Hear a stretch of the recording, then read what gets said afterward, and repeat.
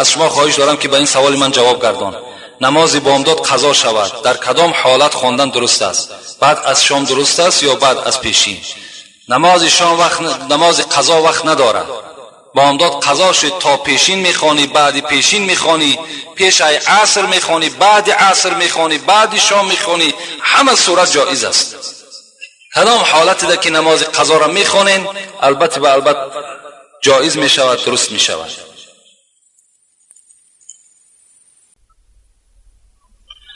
السلام علیکم. داملای شیرین سخن.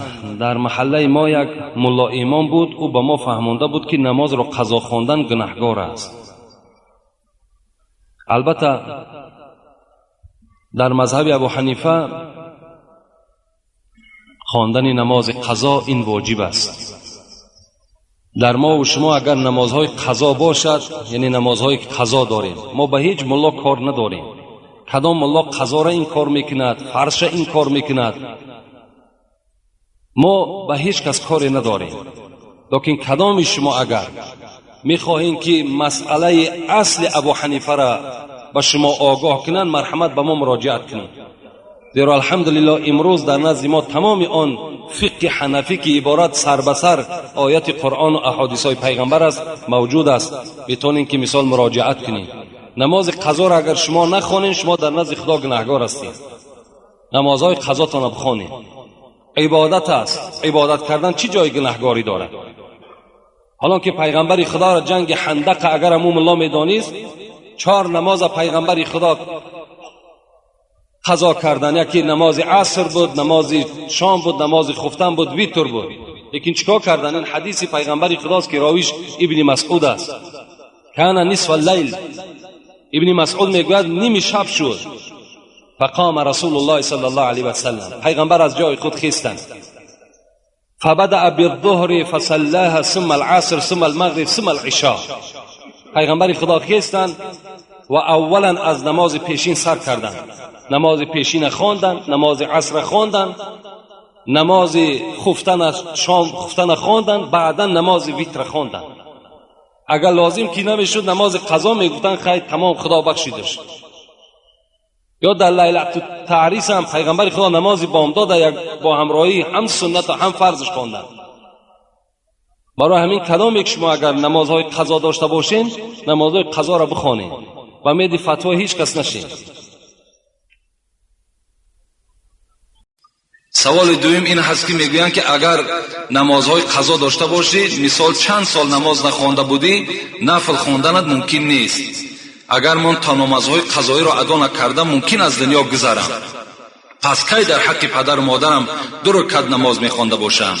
روشنی اندازید. با احترام بسیار، یکی از مخلصان اشدی شما. برادر میشود که همان قضایایی که تو میخوانی و حکم واجب دارد، تو قضایات بخوان در حق پدر و مادر دعا کن.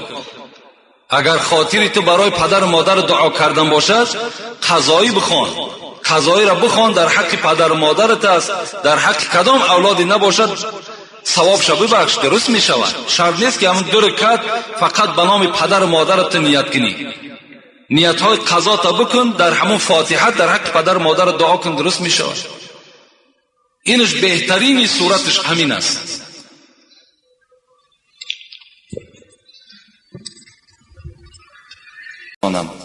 السلام علیکم داملای محترم حاجی مرزا، لطفاً تعجیلاً گویید که نماز عصر را بعد نشستن آفتاب وقتی خوانده می شود یا قضایی؟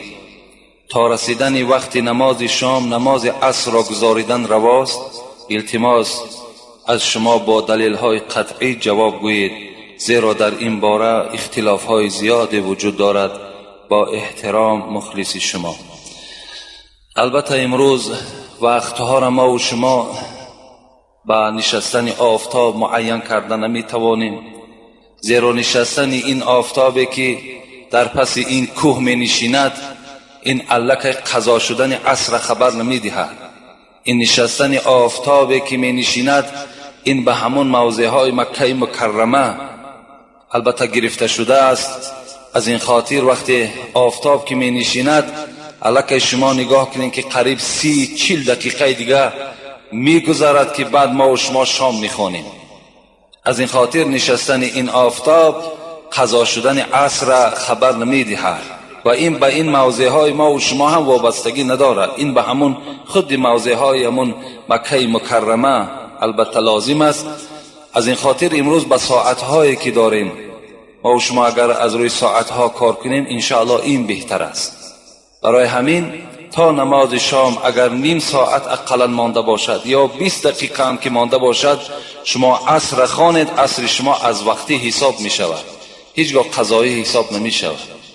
لیکن حرکت کنید که چند قدر البته نماز در وقت خودش ادا کنید. در وقت خودش خواندن البته ثواب دارد. حتی فقهای ما و شما میگوید والعصر ما لم یتغیر، عصر همین قدر بر وقت خوانید که حتی شعله های تیز آفتاب چشم های شما را میزدگی باشد. یعنی این قدر بر وقت عصر باید که خوانده شود.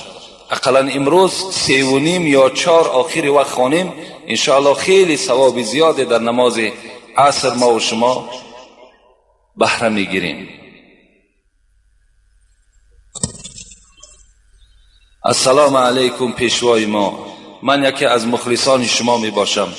من یک سوال دارم، نیم ساعت به نماز عصر ماندن نماز پیشین را خواندن درست است یا نه؟ یا اینکه نیم ساعت به نماز شام ماندن نماز عصر را خواندن درست است یا که نه؟ التماس به من ساده کرده فهمونید. درست است الحال چگونه که جواب گفتیم. یک سوال دیگر، در وقت نمازهای قضایی اذان میدهی یا که نیت میکنی و بعد اذان خفتن میکنی؟ چه خیلی است به ما فهمونید میبخشید. یعنی در وقت نمازهای قضایی اذان گفتن آمدگی هست.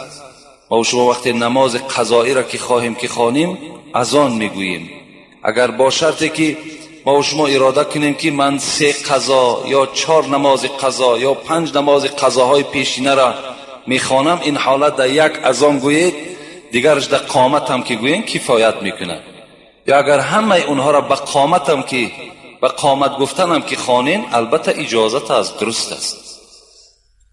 یعنی در هر کدام او اذان دادن این شرط نیست.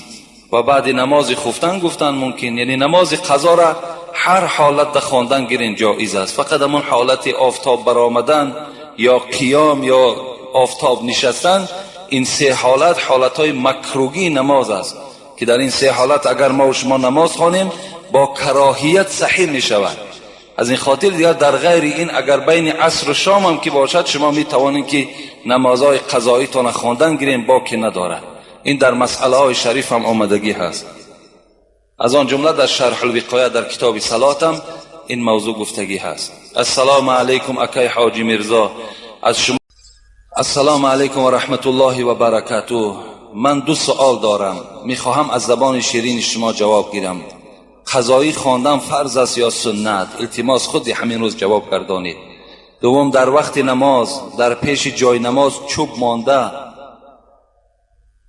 گذاشتن چی معنا دارد؟ خدا یارتان با. نماز قضایی را خواندن نزد مذهب ابو حنیفه این واجب است.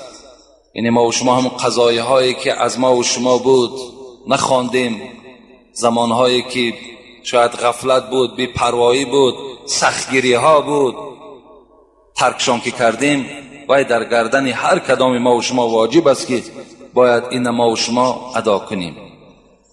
و دوم سوالی که کردن در پیش، یعنی فقهای ما و شما میگویند این ستره هست که وقتی نماز میخوانیم ما و شما به قدر ذراعین میگوید صاحب مختصر، یعنی از 50 سانتی متر کمتر نباشد و غلظ اصبعین با همین نر انگشت که ما میگوییم با این با مقدار همین غوصتر باشد، باریک نباشد.